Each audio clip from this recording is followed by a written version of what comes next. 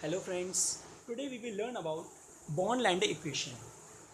ये बहुत ज़रूरी है हमारे कॉम्पिटिशन एग्ज़ाम्स के लिए, क्योंकि वेरियस कॉम्पिटिशन एग्ज़ाम्स में इस पे एक या दो क्वेश्चन पक्का पूछते हैं। वो इसकी एप्लीकेशंस पूछते हैं, क्योंकि बॉर्न-लैंडे इक्वेशन में कुछ नहीं है, डेरिवेशन में रटने की कोई ज़रूरत नहीं है, क्योंकि जहाँ से क्वेश्चन आता है हमें वो पढ़ना है। तो मैं आपको बॉर्न-लैंडे इक्वेशन बताऊँगा और उसकी एप्लीकेशंस बताऊँगा। ओके, तो हम पहले देखते हैं। तो बॉर्न-लैंडे इक्वेशन आती कहाँ से है? आप जानते हो कि जो टोटल एनर्जी होती है जो क्रिस्टल को होल्ड करके रखती है वो लेटिस एनर्जी होती है। ओके, तो लेटिस एनर्जी क्या होती है पहले हम वो देखते हैं।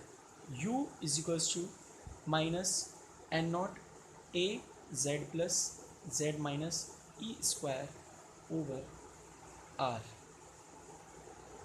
प्लस एन नॉट बी की पावर बी ओवर आर की पावर एन। घबराइए मत, बहुत लंबी क्वेश्चन है, लेकिन इसको याद करने का तरीका भी मैं बताऊंगा अभी आगे चल के। आप वेट करिए थोड़ा। ओके, तो इसमें अब हम देखते हैं कि माइनस क्यों लिया। ये माइनस का क्या रीज़न है, ये माइनस लेने का यहाँ क्या रीज़न है। माइनस मैंने इसलिए लिया बिकॉज यहाँ ये बता रहा है attraction between ions. Are you getting my point? जब अट्रैक्शन होगा तो एनर्जी नेगेटिव में जाएगी। ठीक है, तो ये इसीलिए अट्रैक्शन बता रहा है, और इसी वजह से हम इसको अट्रैक्टिव फोर्स बोलते हैं और इसको रिपल्सिव, मैं शॉर्ट फॉर्म में लिख रहा हूँ। ओके, रिपल्सिव फोर्स बोलते हैं। ओके, तो इसको हम बोलते हैं अट्रैक्टिव फोर्स और इसको बोलते हैं हम रिपल्सिव फोर्स। ओके, अब यहाँ पे हम देखते हैं कि ए क्या है। यहाँ जो ए है मेरा, वो ए होता है मेडलंग कांस्टेंट। ए क्या होता है? Madelung constant which depends on geometry और of crystal, which depends on geometry of crystals. Direct question पूछ लेता है कि मेडलिंग कांस्टेंट किस पे डिपेंड करता है, ज्योमेट्री ऑफ क्रिस्टल या फिर स्ट्रक्चर ऑफ क्रिस्टल या फिर इंटर आयनिक फलाना ढिकाना, मतलब कुछ भी पूछ सकता है वो। ठीक है, तो आपको रेडी रहना है कि मेडलिंग कांस्टेंट जो होता है मेरा वो ज्योमेट्री ऑफ क्रिस्टल। बी क्या होता है यहाँ पे? Repulsion coefficient, repulsion coefficient.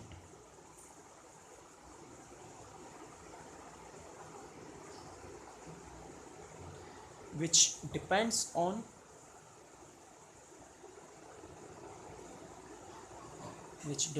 on structure of crystal. बहुत फ़र्क है इन दोनों में, और क्वेश्चन पूछा जा चुका है कि मेडलन कांस्टेंट किस पे डिपेंड करता है, रिपल्शन कोफिशिएंट किस पे डिपेंड करता है।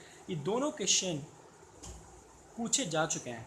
ठीक है, क्योंकि क्वेश्चन वो इसी में से पूछता है। हर किसी को पता होता है कि मेडलन कांस्टेंट जो बॉर्न-लैंड इक्वेशन है कि वो क्या है, लेकिन उन लोगों को ये नहीं पता होता इसमें ए क्या है और बी क्या है। तो हमें पता होना चाहिए कि ए जो है हमारा वो मेडलन कांस्टेंट है जो कि डिपेंड करता है हमारी ज्योमेट्री ऑफ क्रिस्टल पे। ओके, और जो हमारा बी है वो रिपल्शन कोफिशिएंट है जो कि डिपेंड करता है हमारे स्ट्रक्चर ऑफ क्रिस्टल पे। तो याद रखें, ये हमारी बॉर्न-लैंड इक्वेशन नहीं, ये हमारी टोटल लेटिस एनर्जी है जो होल्ड कर रही है, कैटायंस एंड एनाइंस को। ओके, अब हम लेटिस एनर्जी को देखेंगे। बॉर्न-लैंड इक्वेशन क्या होता है?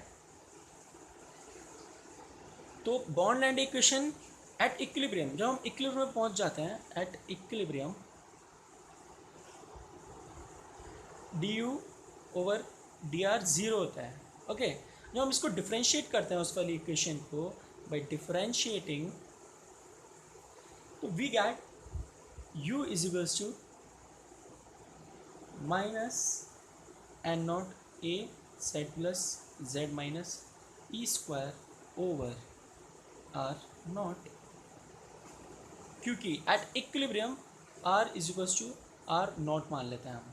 ओके, और one minus one upon N भी होता है। अब यहाँ ये एन क्या होता है? यहाँ ये जो एन होता है वो होता है बॉर्न एक्सपोनेंट। ठीक है, ए हमारा मेडलन कांस्टेंट हो गया, एन नोट एवोगैड्रो नंबर हो गया, Z plus Z minus charge of cation हो गया, Z plus Z minus charge of anion हो गया, ई हमारा परमिटिविटी ऑफ फ्री स्पेस हो गया, आर हमारा इंटरआयनिक डिस्टेंस हो गया, एन हमारा बॉन्ड एक्सपोनेंट हो गया। ठीक है, तो ये जो हमारी इक्वेशन होती है ये कौन सी होती है? Born-Landé equation. सो हमें याद जो रखनी है वो ये याद रखनी है। इसको याद करने का तरीका बताता हूँ। एन नॉट, ये नॉट है, ओके, इसको याद रखना है, ये एन नॉट है। आप एन भी लिख सकते हो, कोई प्रॉब्लम नहीं है। नाजी, समझना, नाजी, मान लो कि एक लड़की है, उसका नाम है नाजी। क्या नाम है उसका? नाजी। ठीक है, तो हमारी नाजी ऊपर है, ठीक है, नाजी रोई, नाजी रोई, नीचे आ गई नाजी रोई, आर नॉट, मैं आर नॉट लेना है, नाजी रोई, नहीं मैं नहीं जाऊंगी, नहीं, वो नहीं नहीं कर रही है, तो आगे आ जाएगा 1-1/n। समझे? इसको याद भी कर सकते हो या फिर 1-1/n को सीधा कि 1-1 आता है, लेकिन जहाँ जहाँ हमें दिक्कत आती है वो ये होता है नाजी। ठीक है, यहाँ ई स्क्वायर है, याद रखना है, ई स्क्वायर है, ओके, ई स्क्वायर, ये बात याद रखनी है। ठीक है, अब हम इसकी एप्लीकेशंस की तरफ बढ़ते हैं, एप्लीकेशंस की तरफ बढ़ते हैं हम इसके। तो जो एप्लीकेशंस होती हैं इसकी, वो बोलते हैं कि पहली एप्लीकेशन,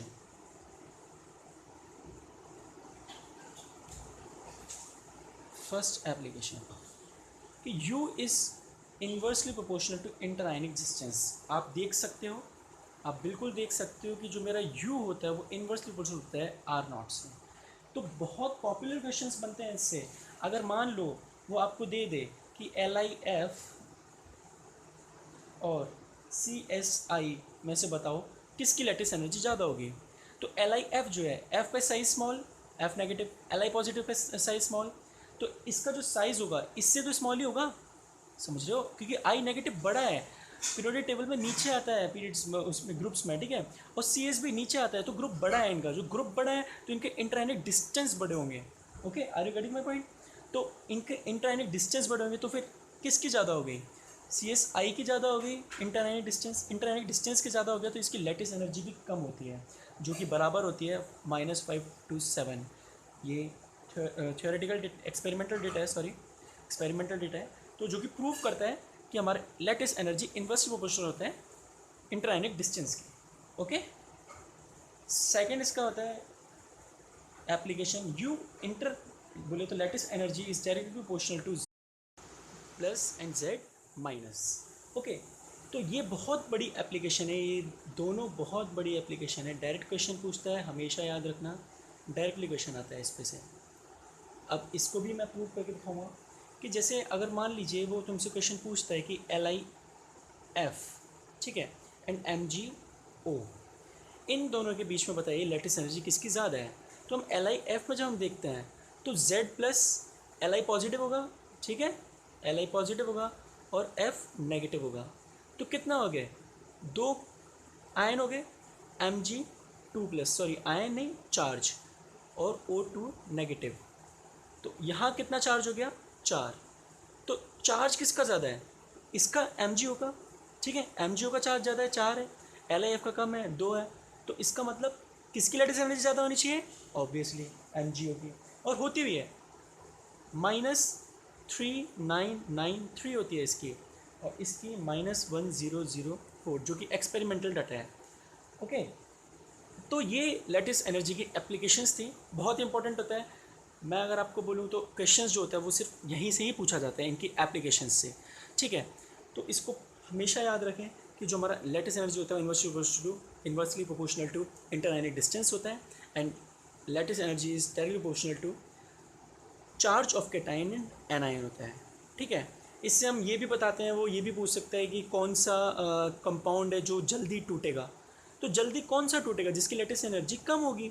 लैटिस एनर्जी अगर ज़्यादा होगी तो वो देर में टूटेगा। अगर हम यहाँ पे LIF और CSI की बात करें, तो अगर वो पूछे कि किसका लो टेम्परेचर होगा, मतलब कौन सा ऐसा कंपाउंड जो लो टेम्परेचर पे टूट जाएगा जल्दी, तो लो टेम्परेचर पे कौन सा टूटेगा? ऑब्वियसली LIF टूटेगा, सॉरी CSI टूटेगा, क्योंकि इसकी लैटिस एनर्जी बहुत कम है और LIF की ज़्यादा है, तो ये नहीं टूटेगा जल्दी, और ये जल्दी टूट जाएगा। तो टेम्परेचर भी हो सकता है आपका, बहुत सारे फैक्टर होते हैं, तो हम सब कुछ इसी से ही निकालते हैं।